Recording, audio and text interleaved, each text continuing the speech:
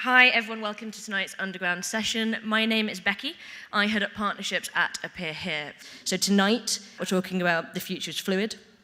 So thinking about that, the social climate, as everyone will be aware, is completely changing. People are questioning established norms, embracing an era of like this unapologetic nonconformity. The hashtag gender fluid, I think we saw, has been used like 4 millions of times on Instagram. It's something that's happening. People are talking about it. What we want to figure out tonight is how and why the retail industry needs to be responding to this. So to help us do that, I am delighted that we're joined by 4 brilliant speakers. So we've got Girls Will Be Boys tomorrow, Les Girls, Les Boys, which is actually going to really confuse me, especially because you're sat next to each other. And Condé Nast. These are 4 brands who are fueling these discussions, championing inclusivity massively. We're also delighted to be partnering with iZettle. So Ben from iZettle, wave your hand so everyone knows. There he is, the man from iZettle. These guys, their mission's all about giving brands the right tools to retail in today's environment. You can check them out. I think there's something in your goodie bags from those guys, and grab Ben if you have any questions. There should be, hopefully, time for a Q&A at the end. So, kicking off tonight with a few quick introductions, and then we'll get straight into it. So, Serena, founder of Les Boys, Les Girls. However, probably best known, maybe not for long, as the founder of Agent Provocateur, which is a brand new launch in 1994 and grew it from one tiny store a small store in Soho to an internationally recognized brand. You had 30 stores globally. Hundreds of stores globally. Yeah. Insane kind of growth. And then decided back in 2017 to launch a completely different brand, really, in a very different cultural climate. Which is a gender-neutral underwear and streetwear brand, embracing the cultural and generational attitudes of today. I think, don't know whether you agree with this or not, but has been described as the millennials' answer to Agent Provocateur. Yeah. There we go. Probably, lovely. Right. And on top of this, lest we not forget, you've been awarded an MBE by the Queen for your contribution to the British fashion industry, which is pretty impressive. Char is a model, content creator, and founder of Girls Will Be Boys. That is an online platform that aims to blur the lines between gender roles through challenging and inspiring visual content. Yes. And you did, is it 2015? You did a video called OMG, or Oh My God, She's Bald. Yeah. It was, wait, what's the year? This year? 2019? Yeah. 2 years ago. 2 years ago. Mm-hmm. She's a project exploring modern ideas of femininity, and you interviewed a ton of girls that had shaved their head, looking at why they did it and what it meant. Mm-hmm. And it was amazing. I think I'd encourage everyone to watch it if you haven't seen it. It was published by Dazed. I think you've got almost 200,000 views on it now. It's wild. Well done. So Marco, head of sales at Tomorrow. She is a multi-service business accelerator for fashion brands. You've helped an incredible lineup of designers, and this is like Polythene, A Cold Wall, Ada Era, all of these guys that everyone is talking about on the cutting edge of fashion now. You're sitting there very smugly working with, very nice. And you're helping them to develop, grow internationally with consultancy, distribution, investment, product development, operations, really the whole package there. So I'm sure you'll have a ton of insight to share there. And then last but not least, Katie is a reporter focused on the intersection between fashion and business. You have previously written for the Business of Fashion and WWD, and I think a lot of your articles, or a lot of the ones that I've read recently, have been looking at the meaning of gender and fluidity. The one that people might have read, Men Are Changing, Are Brands Keeping Up? So we'll be asking you about that. And you're joining Condé Nast International as the retail editor later this year. Congratulations. Wonderful.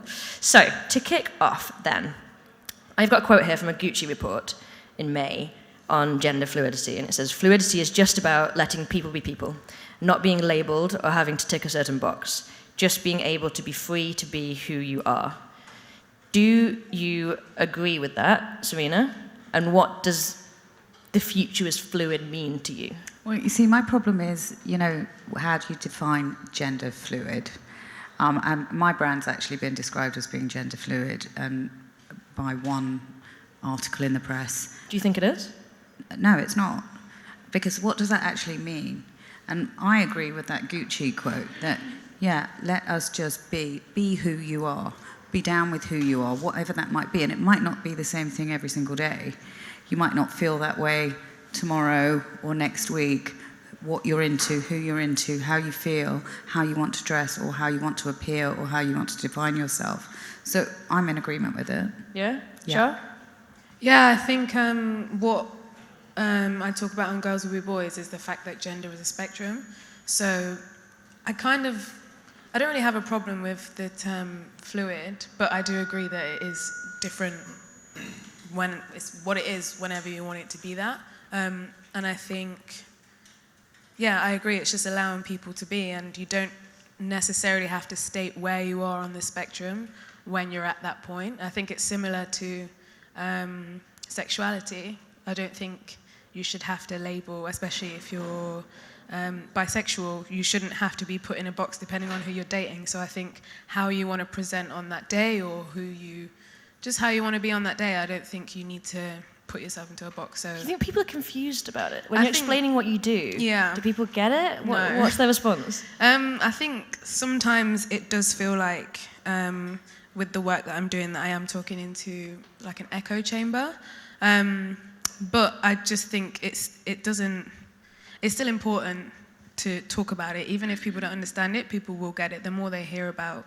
Because some people don't know what non-binary is. Some people don't know certain things still. And you think, how do you not know? Like, there's Google, there's all this stuff, but we forget we're talking into an echo chamber. So I think as long as people are just being who they are, people will learn, and people will learn to understand. Marco, do you agree? Yeah, I do agree. I think, from a commercial perspective, there is so many people out there, especially in the younger generations, that do not want to classify themselves as, I agree, with gender fluid, or you can call it with many different names, agender, unisex.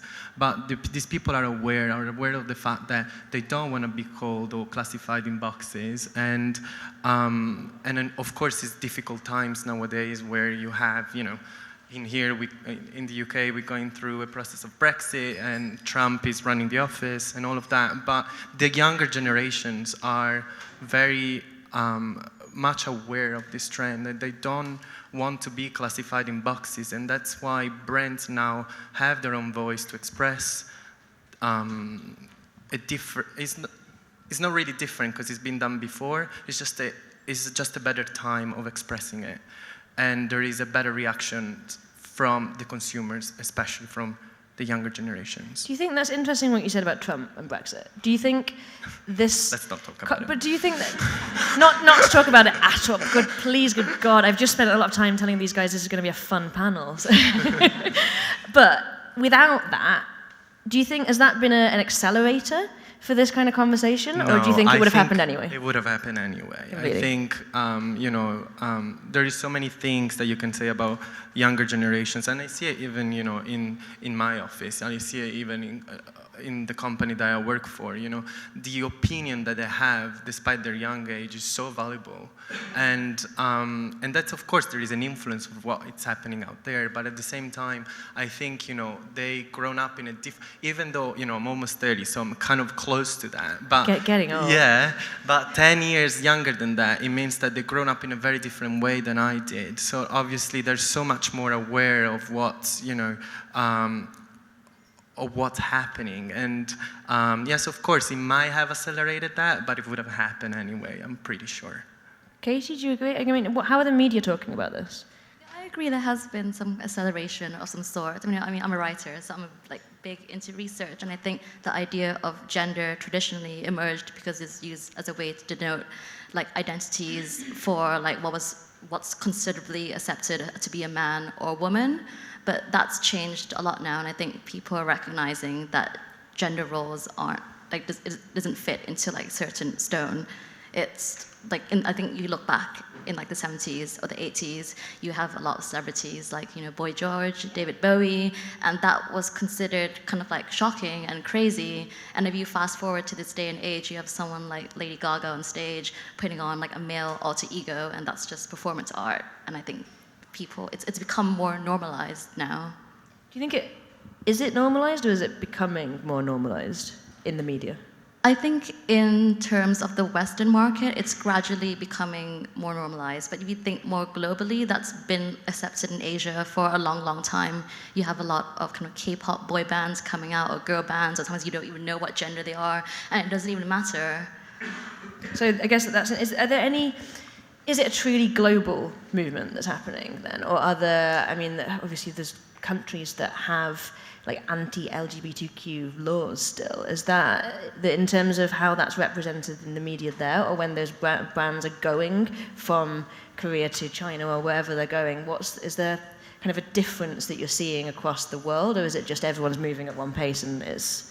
Yeah, I think it's a bit of a tricky subject, because obviously in some areas in the world, it's something that brands or celebrities or like famous individuals are encouraged to shy away from and not kind of like touch those topics. But in other areas, so obviously it's more liberal and it's more accepted. So obviously somewhere like China, we're slowly seeing more representation on screens, but whereas in comparison in areas like Korea, it's long been accepted, and the government puts money into funding these bands, and that's what essentially got Korea out of recession, so. Amazing. We just did something for BTS. I don't know if are they Korean or are they... They're Korean. Yeah. It was like absolute insanity when they did a pop-up shop. It's like we had to cordon off entire streets for them. So it's working. Definitely. I'm sad I missed it. We'll let you know next time. We'll give you an exclusive. Serena, when you started your first brand, you were in an entirely different world, really. And what you were doing then was pretty considered provocative then, and you were really kind of making a statement. Kind of fast forward to now, you're doing that again, but in a very different way. Like, how has the environment changed so much, and what led you to start this brand that's so different now? It's quite interesting because, in a strange kind of way, although if you know the two brands, they couldn't be more different. But really, in one sense, they're actually quite similar. So back in the early 90s, we were coming out of a recession. We'd had a terrible time politically, economically. It was a mess. People were really deluded. They didn't have any money to do anything. It's a similar thing that happened in the 70s when punk rock happened in the late 70s. Similar thing. It caused this, uproar. And I suppose in the early 90s, it was a similar thing where, we came out and said what we wanted to say, and we were saying, we were saying to women, you don't have to be afraid of your sexuality. It's yours. You own it. It's your power. You can show that, and if you want to show it, or it's completely for your own self. Nobody has to know, but it's yours, and you're in control. And so we were trying to give women that sort of strength, and I suppose it was the beginning of girl power back then.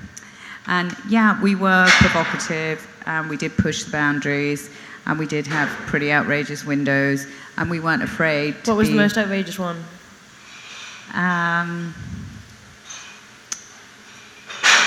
Probably the ejaculating Christmas tree was probably the most provocative one that I can remember. Was that which street was that on? Just on Broadwick Street, Wow. Literally around the corner. What kind of response did you get? Because this was brilliant. 25 years ago. Hilarious. Tom Ford actually commented on it and said to me it was one of his favourite windows ever, so I was quite pleased about that.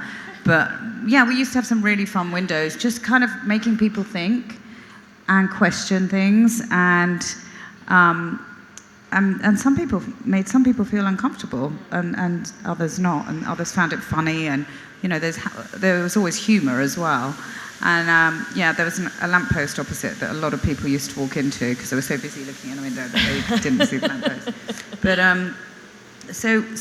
that was the message back then, and and it was one teeny tiny little store in Soho. And what was interesting actually is back then we could have done with pop-up stores. It was really hard to, if you didn't have any money. If you'd had to appear here now, I think you would have had a lot of other interesting brands opening. And only because of my experience previously working with, for Vivienne Westwood and various other fashion people over the years, I could get a shop off the ground. But I think it's a really amazing thing now for brands to be able to have a voice and to have a space, as well as, on social media or online, to have an actual physical space is really I think amazing. that's kind of what we're trying to do, though, as a business, is to democratize property No, and allow exactly. anyone to be And able it's to great open a thing. store. Yeah. So to give people that actual real experience, that tangible experience, is really important, which is what we became very well known for. And then, cut to what I'm doing now is we don't have a physical store. We're working on a series of pop-ups that we'll do in New York, London to start with, and then go wherever. But really what it is it's kind of the same, because we're saying, we're in a time of political, social change, and therefore brands like Agent Provocateur and many others who have not moved on from where they were back in the 90s. I mean, that company is still doing the same things that I designed back in the early 90s. Important to say that you're not running that company anymore. I sold it. Sorry, I sold that company in 2007. And, you can't continue doing the same thing, especially if time's changing.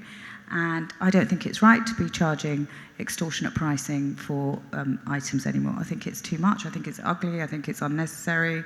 How many new brands do we need? Do we need another new brand? No. Should I have done another new brand?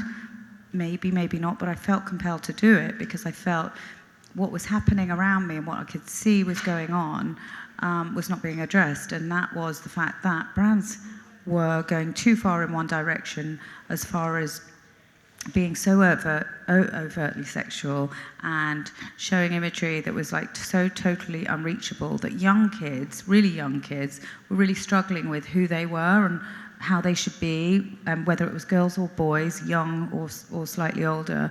Am I supposed to look like that? Is that how I'm meant to be? If I'm not, the anxiety, and they were getting sick and feeling, bad about themselves. And it was like, no, somebody needs to tell these kids that the best they can be is to be themselves.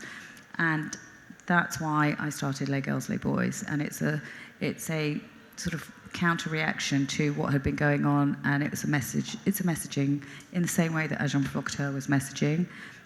It's providing something and a voice and a way of thinking. I think, Char, I guess a lot of what you're doing is the same. So you're providing a platform for people to have these kind of conversations. Yeah. Can you tell us a bit about how you're doing that? Is it working? Again, are people getting it? I think what I say that Girls Will Be Boys is mainly for is to essentially pass the mic on, just pass the mic so that everyone can talk about their personal experiences, because I would never want to be the voice for all of, anything. For all queer people, I wouldn't want to be the voice. For all black people, I wouldn't want to be the voice.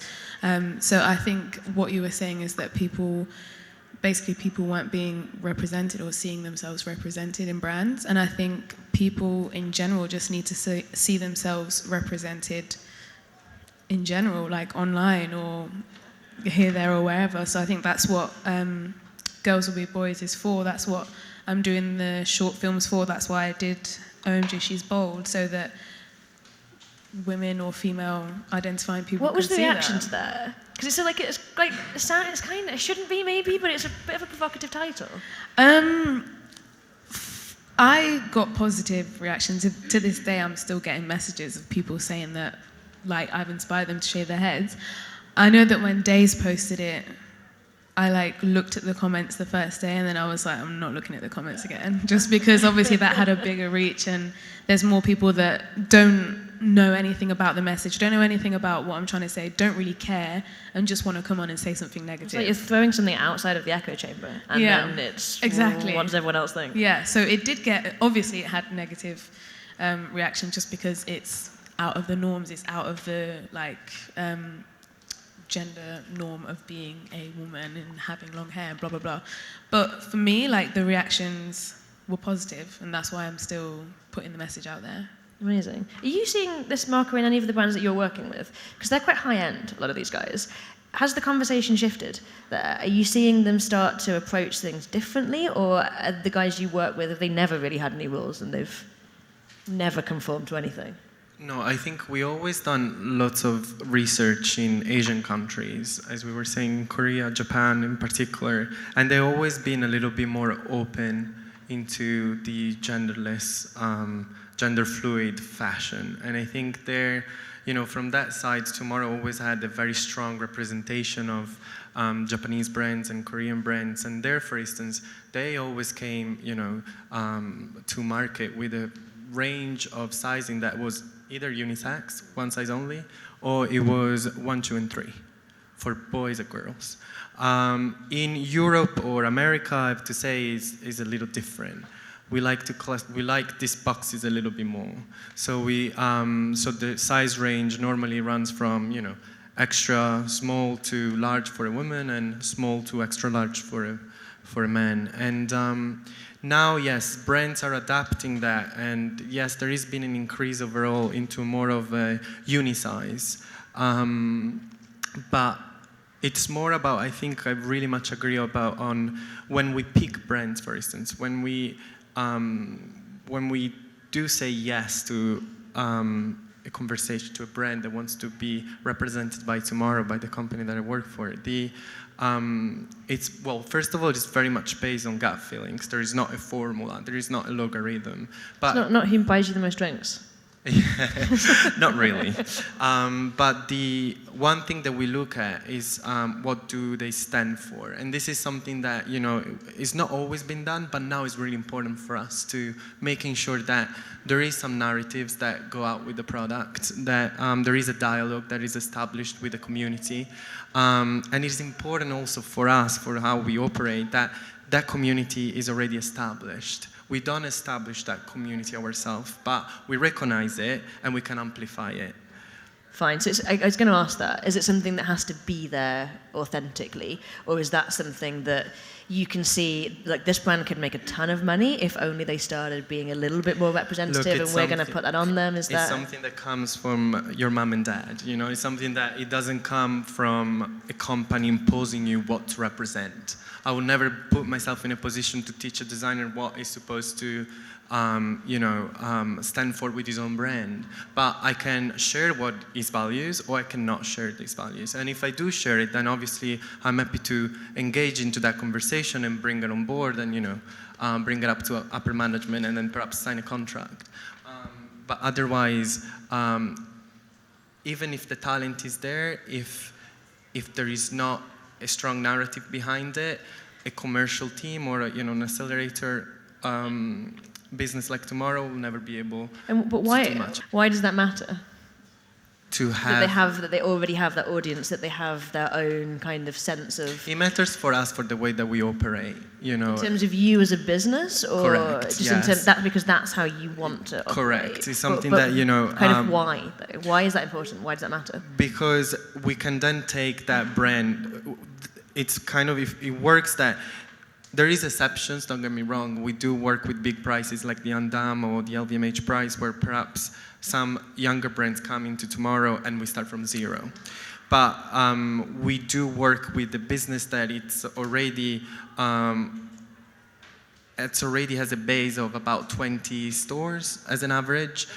So it's not, of course, an established business, but then, they need to have some sort of money as a business, because of course our operations also cost money. We don't do it for free, and that's also the way that you can accelerate that. Also, that's necessarily it's the way it kind of links, it puzzles up with our operation. It's interesting though that. So your opinion is obviously brands have to have that kind of viewpoint, or they have to have that authentically. Char, I guess. I've been reading a lot, and I know people are talking a lot about woke washing. Like, is that a bullshit term? What does it mean? And how do you feel about brands maybe capitalizing on some issues for marketing? Is that a thing? Yeah, it is. Because there's just been certain instances where I'm not gonna name and shame, but name and shame. I don't know who's in the room. Get her another gin. No, just certain, for example, certain girl power brands will have #feminists across the t-shirt, but then there'll be completely fat phobic or something. So I just feel like a lot of brands, and obviously like it's Pride Month, that's like the main thing. You've got the NSPCC having a pride flag on their page, and then obviously doing what they did to Monroe. I think it's disgusting, and I think a lot of people are taking the piss out of marginalised people and out of people that are going through real things. They're just jumping on a bandwagon and trying to make money. But I do think that we shouldn't be so quick to judge certain brands that do. If we don't know much about the brand and what they do represent, I do think that we should question. Basically, I don't think we should just see a rainbow flag and then just be like annoyed that they have a rainbow flag. I think we should be like, okay, what are they actually doing? Like, do they support Pride? Do they have LGBTQ people in their team? And I think we need to work together because I think it can come across as woke washing or whatever you called it. But I do think sometimes the good intention is there. They just don't know how to go about it, and they feel like it's not always that they want to jump on a bandwagon, but a lot of the time it is. But if it's not, then we should be available to kind of make sure that it's authentic.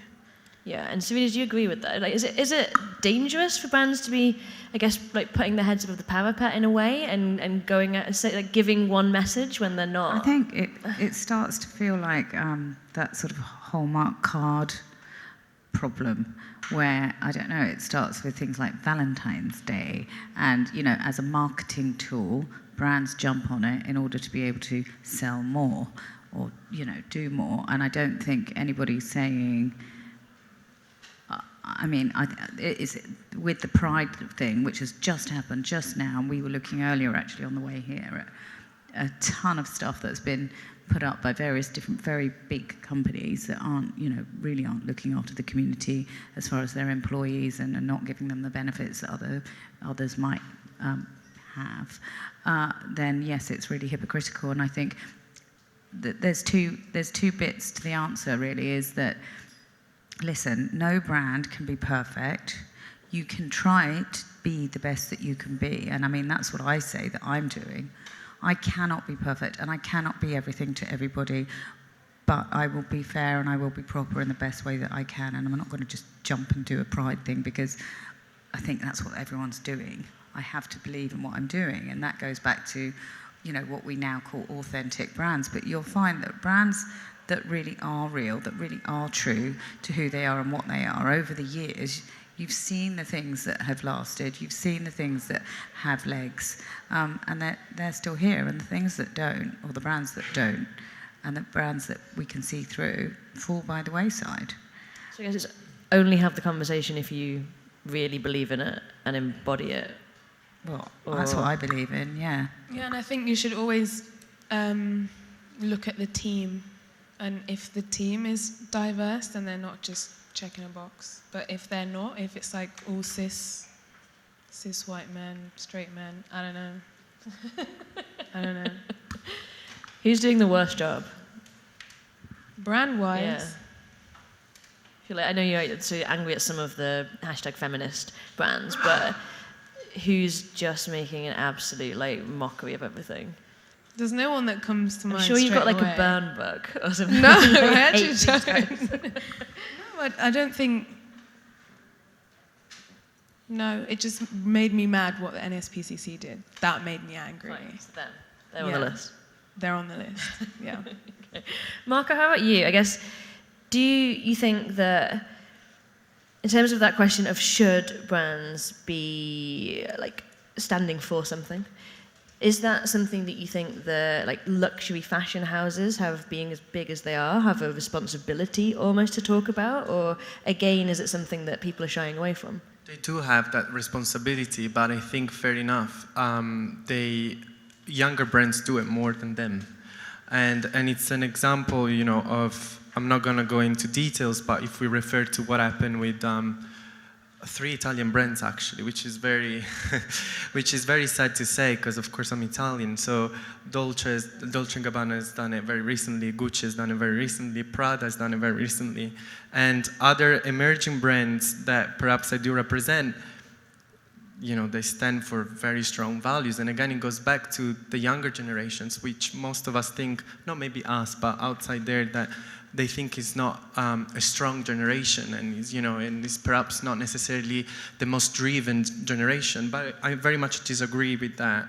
And I totally agree on what has been said now, because I think, from a company also perspective, when I look into what our company, what Tomorrow does, another company, bigger, we're not corporate, we're 150 employees, so obviously it's a medium scale, but if I look at bigger companies like Prada or Gucci, of course they should stand for this, of course they should teach younger brands how to do it, or even, making sure that there is some sort of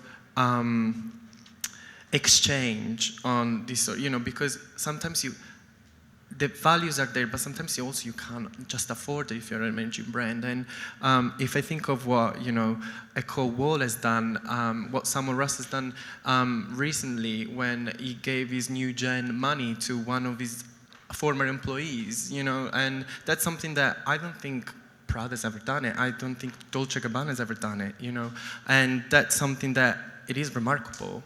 And it's something that, being inclusive is an ongoing process. It requires education, as I was saying earlier. It requires empathy. It requires passion.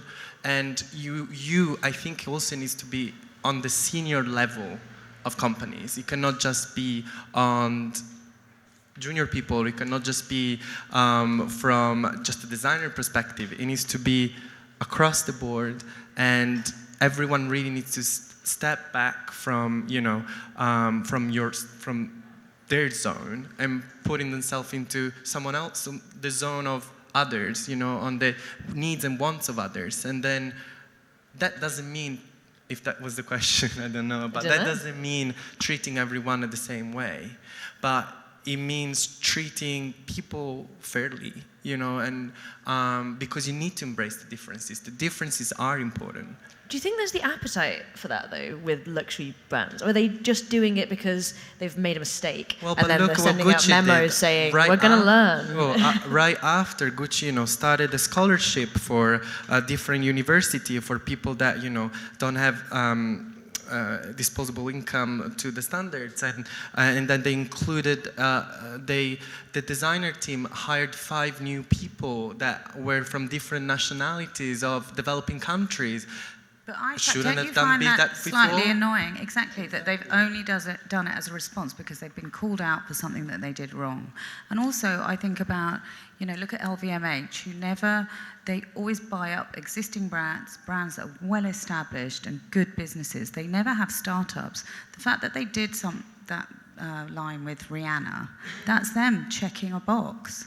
It's totally ticking a box. Okay, should we criticize them because they're ticking a box? They're trying to do something right? I don't know. I feel funny about that. Because I don't feel it's real, and I don't feel it's genuine, and that is what I feel. Do you think there's a way that they could have done it to make it feel genuine, or do you think it's just I don't think your brand ever could be that?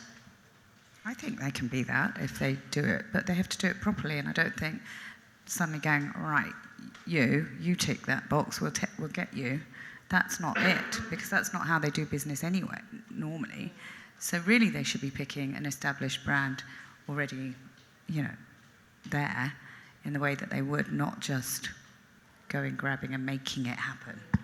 The only good sign that I agree with that, and the only good sign that I can see from LVMH getting Rihanna to be, I think she's the first black woman running a Maison, because Fenty now has been called Maison, and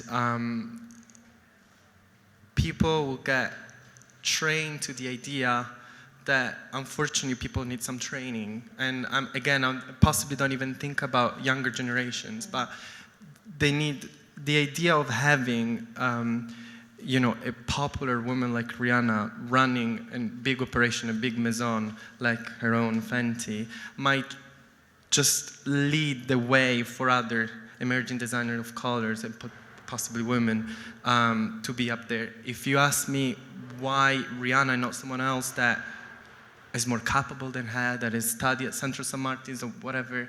Well, because she's Rihanna? and, and because she's got millions of followers, and then again, it will get faster to the idea of having a woman of color running Amazon, unfortunately. I'm not saying that it's right, and yes, it feels like they just tick the box. But hopefully, I want to see the good of it, if you know what I mean. Katie, there's this stat in one of your articles that says 69% of men in the UK feel misrepresented by brands. If that's the case, what's your take on whether brands should be kind of actively doing something about that? So I actually disagree a little bit with what you said earlier about ticking the box. I think it is more important to try to make an effort than not at all. I mean, I do think that consumers are smart and they do see the difference when a brand is trying to support a movement and when they're trying to co-opt it. So obviously it's about doing it in a smart way. So I don't think brands shouldn't approach it, but I think maybe it's how, because people forget that fashion is like a business, and from a retail perspective, it's actually quite hard in terms of traditional retail, in terms of how do you sell your brand. I think if you're a new brand and you're direct to consumer, you can control your messaging, control your voice, you can control how you sell to them. But if maybe you're an older brand, a larger brand, a luxury brand, a lot of them still have their stores, they operate through a wholesale model, and when you think of it from a retail perspective, like a lot of brands, both luxury and high street, have launched like gender neutral so-called collections, all the way like down to H&M, Zara, but then when you go into the shops, it's still merchandised and separated as like men and women. So if you're a binary or non-binary, whoever person, you still have to make that choice about where to go. And then I found like similarly online it's the same problem, because how do you communicate that to an online audience? So like I wear a lot of menswear, but you have to try it on in person, because how do you communicate, say like a menswear medium is a woman's size 12? Like what does that even mean? And you think about fashion as a global business, what is a size 12 here to someone else, again in Asia or in America? So I think that's a bit of a challenge that brands face. Hence why the unisize. So hence why some of the brands that are represented created one size only. But are they modeled on, I guess it's maybe oversized. It's not men, women, it's body type almost? Correct, it's oversized. It's definitely not going to be a skinny pair of denim, but especially for tops or even for trousers, it's a little looser. But that doesn't really work, because one size doesn't fit all. And if you want something a guy might want something that's really tight fitting, and a girl might want something that's really oversized. Totally. And how's that going to work? And I think one of the struggles that we had with this brand that I'm working on now is when we were building our site, we didn't want to say shop men, shop women, or shop boys, shop girls. We wanted to be able to say just shop. And we were trying desperately, throwing ideas around in our team about, well, what do we put? How do we put that? Just shop all. Okay. How did you? Well, we're just trying it now, and we have a choice where you just shop, and you shop the type of product that it is. So, we don't sell shoes, but say, for example, it was shop shoes, all the shoes would be there, or shoes and boots and whatever, and you would shop them and choose your size that you wanted. But, unfortunately, because we do have to do sizing, and we all want to do as many sizes as possible to be inclusive, but again, that's really difficult from a manufacturing point of view and pricing point of view, because if you make something in an extra large, you use a lot more fabric than you do in an extra small. So it throws up all kinds of questions, and it would be fantastic for every design house to be able to do everything in one size or a unisex size, but you just can't. And I think that 1, 2, or 3 is the best way, really. And people can choose whether they want it as a tight fit or not, or a loose fit. But it's really hard. And I've seen young kids who might go shopping with a mum or dad or something, and they don't want to wear a girl's little tiny skimpy short. They want to wear a sort of boys' football short, for example, but they don't want to have to go shop in the boys' department with all the guys.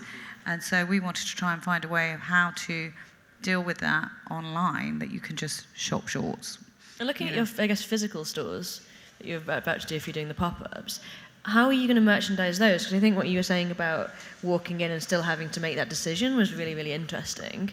And if you look at someone like Brown's East, I guess theirs is completely mixed. It's really hard because is that a good example? Are they doing it well? Like, how would you do it? But then there's also people that get annoyed if you show them something that they don't want equally. So there's a lot of people to please out there, and in the end, you've got to do it in the way that you believe in doing it. And that's why you've got to do it, and you explain it. If it's a physical store, you've got people there on the spot to say, this stuff's here, that's there. You know, you can mix any of it together, you can wear any of it, do what you want. Like, Char, if you're walking into a store, what's the ideal way you'd want to shop?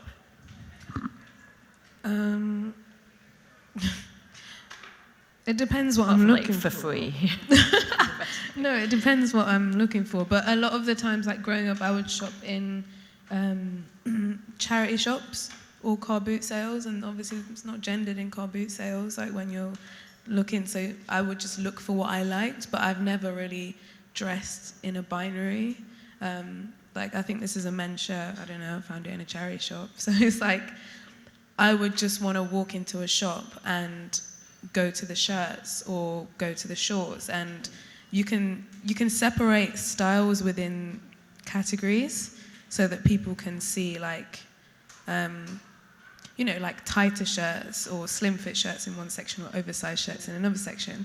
I mean, it doesn't necessarily bother me that there's that you have to shop within binaries at the minute, but that's because I'm a cis woman. So, but I can understand for other people it's a problem, and I wouldn't be opposed to walking into a shop and just going to the section of the category of the clothing. It wouldn't bother me. Straight men will find this so annoying. That's their business. That won't work. For sure. Do you think? Yes. Even in 10 years' time? Do you want to ask?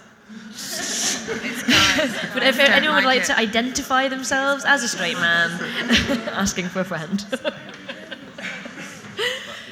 You said something interesting, though, in an interview with Dazed, not about the retail store experience, but the fact that the idea of going into like a barber shop was why so many women were saying they felt too intimidated to get their head shaved.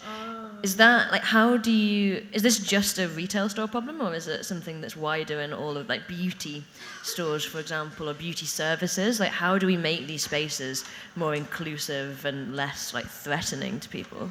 I think a barbershop is different to retail and beauty spaces, because I feel like there's a lot more representation for not just cis women in makeup campaigns, and that's more visible, like it's more welcoming to non-women. Do you know what I mean? But like with barbershops, it's just like men. And whenever I've been into a barbershop, or anyone that I know has been into a barbershop, it's been awful. Like the conversations that I had, there's no system. It's just, I understand why barbershops are important, because they're like a safe space for men to have like their, I don't know, manhood chats and all that crap. But it's like, I understand that, and I think it's good that they have that, but I also think that shaved heads are not just for men, so there needs to be spaces that are open to other people where you think different spaces, so to separate them, almost let them have that. But I don't think that's necessarily the case within beauty or clothes. But I do think that they should be like genderless. Do you want to do a quick plug for what you're doing next week?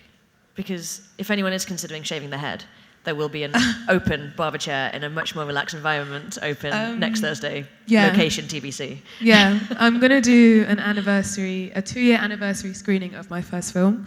And there will be an open chair for anyone who decides they actually want to shave their head. So come and find me afterwards. I don't think I'm brave enough. I just think I'd look awful. No, stop it, because that's what everyone awful. says. There's always an excuse. I waited 5 years to shave my head, and since then, I haven't grown it back. I just feel like everyone should do it once, even if you don't keep it. It's just for... It's a long commit. How long does it take to grow back? It's hair, it grows.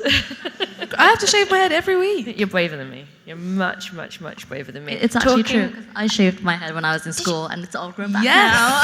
Yes. No Why? Pictures of Ruben. Another time.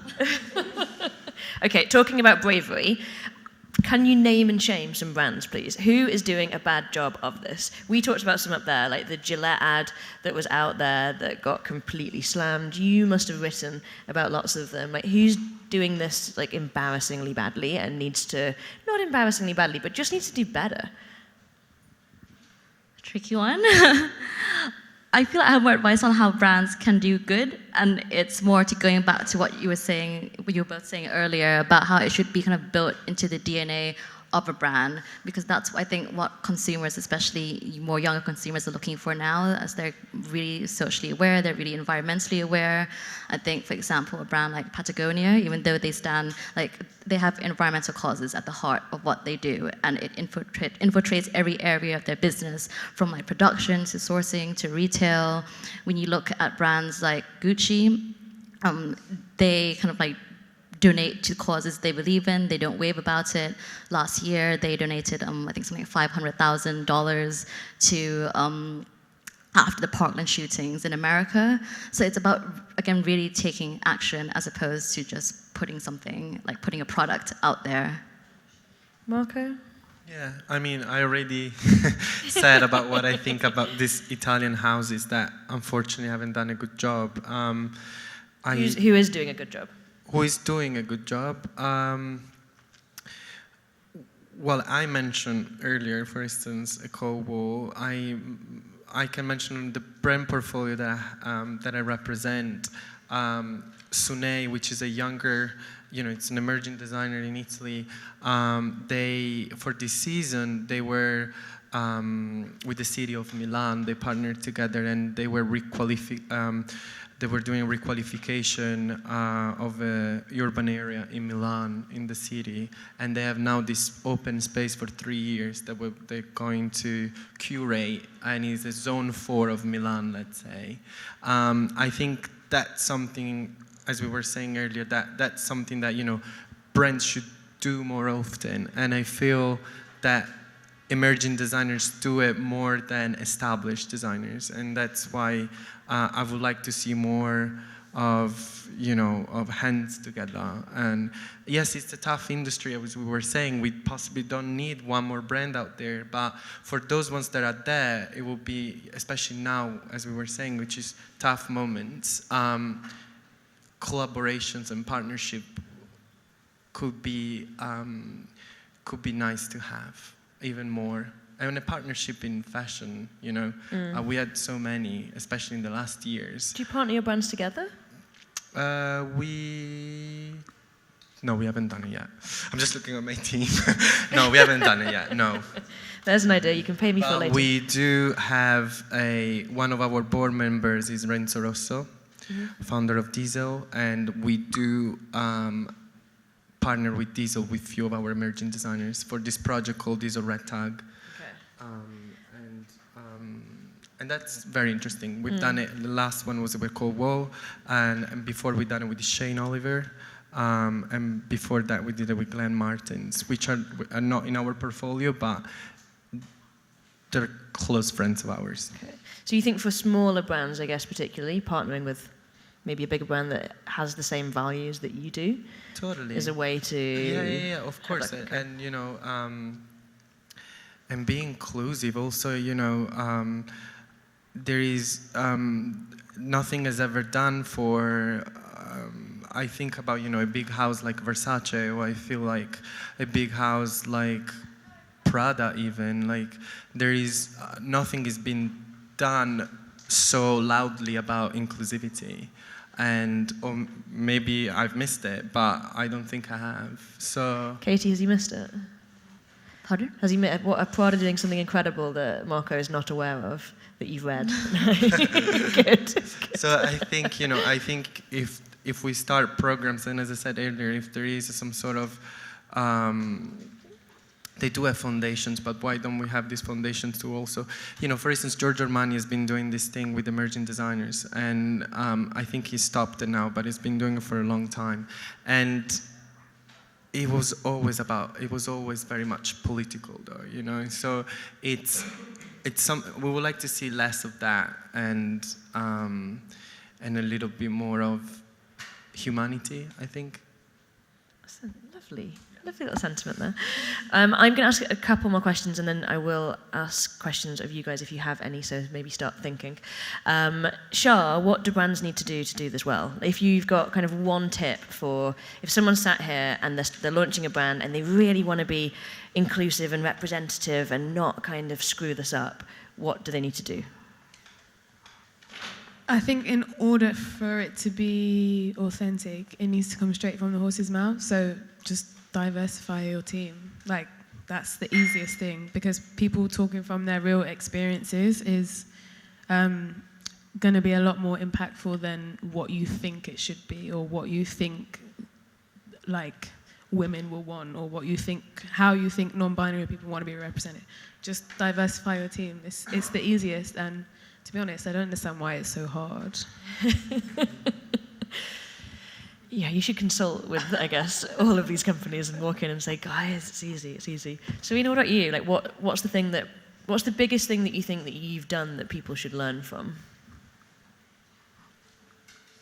I think it's about being aware of what's going on around you, and it's listening as well. I think what happens with brands is that they're so busy doing what they do, and they're outputting and they're designing new collections, and it's this season and they're doing and oh, what are we doing this show season, and but they're outputting, and they're not looking around and taking in and breathing in. They're just pushing it out. And I think if sometimes they thought a little bit longer and harder, and just it's there, it's everywhere, it's around us every day. And I think it's really just being aware of what's going on, and you can listen nowadays. You can really listen to your audience. I think back in the day, when I was a shopkeeper, it was great being in the shop. I loved being on the shop floor, because I could talk to the people that were trying it on. They told me everything. They thought it was like being their shrink. But did you tell them that you were the founder, or did you just say, even that you worked in the shop, or did you just come up to them and say, what do you think about the store? And I was just in the store, and I was just helping people get what they needed to make them feel better about themselves. But I was listening at the same time as giving. So, and that is it. It's listening and watching to what's going on around you and just being aware. And the great thing now is that you can listen to your audience, and the conversations and the connections that people have together is everything. That is our information. Not just only surrounding your brand, but socially, politically, everything. Young, old, everyone. Everything. Awesome. Questions? Anyone have any questions? So when we talk about the future being fluid, do you see these big corporations kind of moving towards that as well? Or do you think emerging brands who've got it right from the start will just completely take over or move away from that? I think it just involves collaboration amongst everyone. Like I was saying earlier, like the brands can't do it on their own. They need to work with the retailers and all like the organizations and bodies involved. I think one example of that is that we're increasingly seeing co-ed shows on fashion weeks in like Paris and like London and Milan.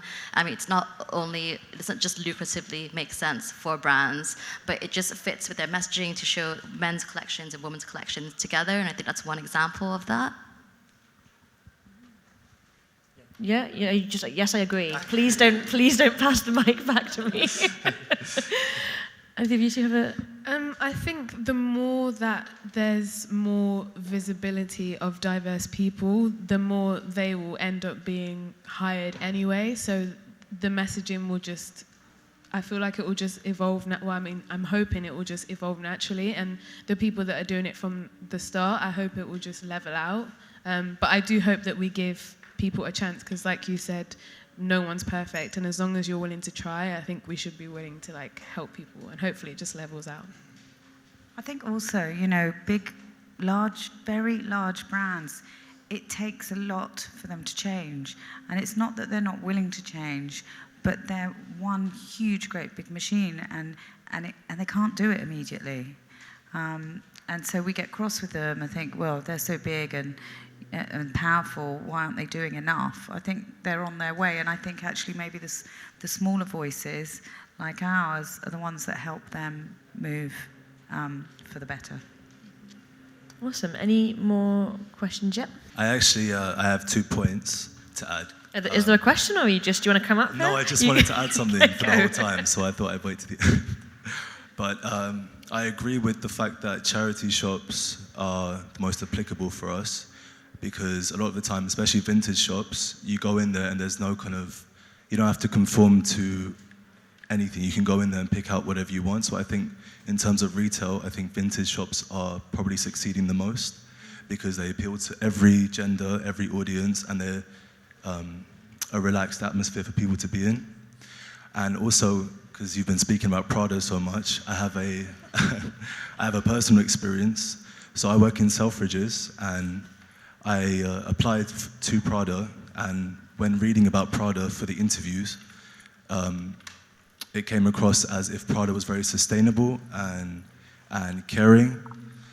But I had 2 interviews, a store approval from Selfridges. They scanned my passport, they reassured me that the job was mine, and in the end, they had no reason for rejecting me.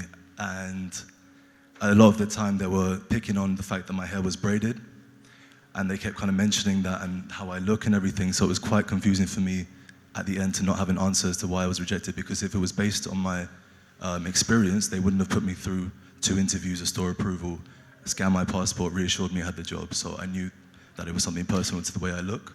Not that I look bad or anything, but obviously not to their standards.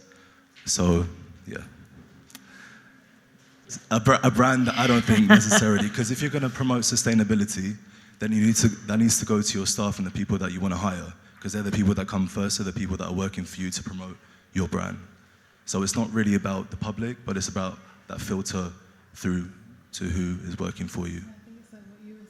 Because they're such a big brand, maybe it's like, well, obviously it's taken a while to trickle down into things like who they're hiring to work on their shop floor.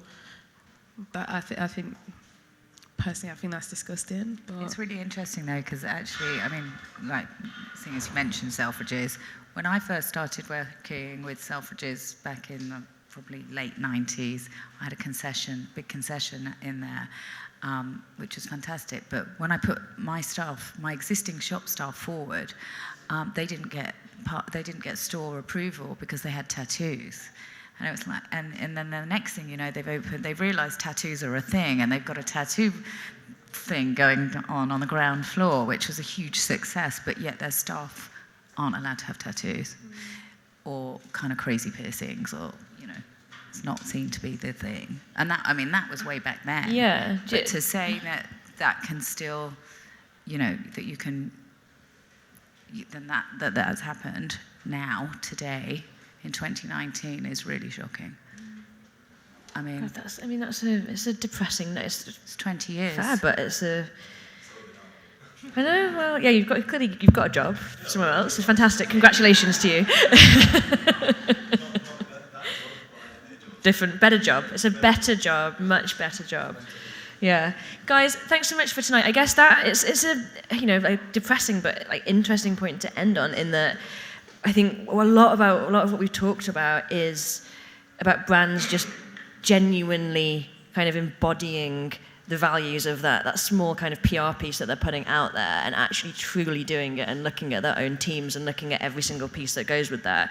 And I guess what we're trying to do, as I was saying, is to knock down some of the barriers to people actually getting into those spaces. But there's, a lot more to be done with the bigger guys. Hopefully the smaller guys and a lot of the brands that we work with can start leading the way and doing that and changing that story, so that when we do one of these in 10 years' time, we haven't got someone that has that point to make. Anyway, thank you guys. We're staying, I think, for drinks at the back, unless we've drank the bar dry. We have not. He's so excited about it. Everyone have a drink, have a chat. There's some goodie bags at the end. And thank you so much to you guys for being so honest.